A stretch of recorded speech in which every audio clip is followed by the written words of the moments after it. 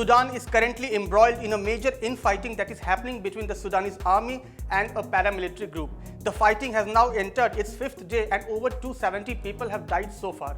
The fighting has been majorly taking place in and around the capital city, Khartoum. This conflict has witnessed a barrage of airstrikes, shelling and small arms fire. Yesterday, that is on 18th April, an internationally brokered truce was supposed to come into effect, but that could not happen. Fighting is still raging there and lives of civilians are still in danger. In this video, we explain to you why exactly the fightings are taking place there and what the conflict is all about. But before that, don't forget to like, share and subscribe to Oneindia.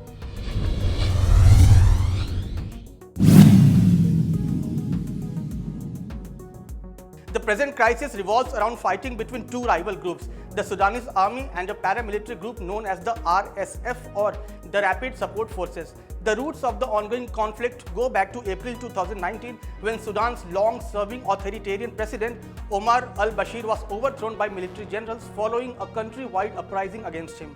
Despite Bashir's ouster, civilians had continued their demonstrations seeking democratic elections and the establishment of a civilian government. Those eventually led to an agreement between the military and the protesters 4 months later, under which it was decided to constitute the Sovereignty Council. This was a power-sharing body of military officers and civilians. This body was supposed to lead Sudan to elections at the end of 2023. Abdallah Hamdok was appointed Prime Minister for the transitional period and he took office in August 2019. But the new arrangement was short-lived as the military overthrew Hamdok's government in October 2021 and Abdel Fattah al-Burhan became de facto leader of the country. Mohammed Hamdan Dagalo, also known as Hemeti, and the Vice President of the ruling council became the second in command. Burhan had announced that the military would hold power until elections are held in July 2023. Since then, the power struggle for the country's transition to civilian rule has been happening. Today, these two men are the reason for the current standoff.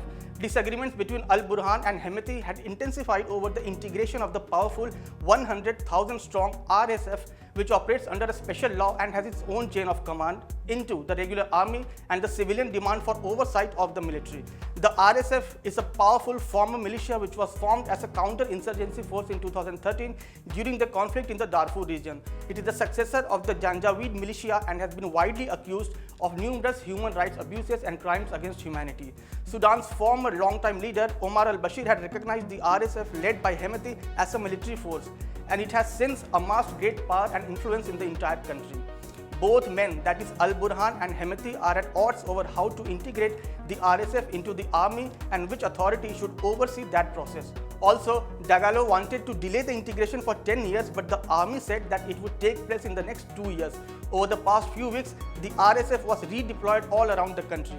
This step was seen by the Sudanese army as a provocation and threat. With both sides on edge, a ferocious battle broke out this past Saturday. The Sudanese army has said that it would not negotiate with the RSF unless it has been dissolved. This sudden outbreak of violence between Sudan's two top generals, each commanding tens of thousands of heavily armed fighters, has left millions of people trapped in their homes or wherever they could find shelter, with essential supplies running low and several hospitals being forced to close their doors. The current epicenter is the capital of Sudan, Khartoum. But if the fight continues for a few more days, the effects might spill over to other regions as well. This was all about the internal crisis Sudan is going through. We hope we have been able to decode the reasons for the current standoff clearly. Thank you so much for watching. Subscribe to Oneindia channel and never miss an update.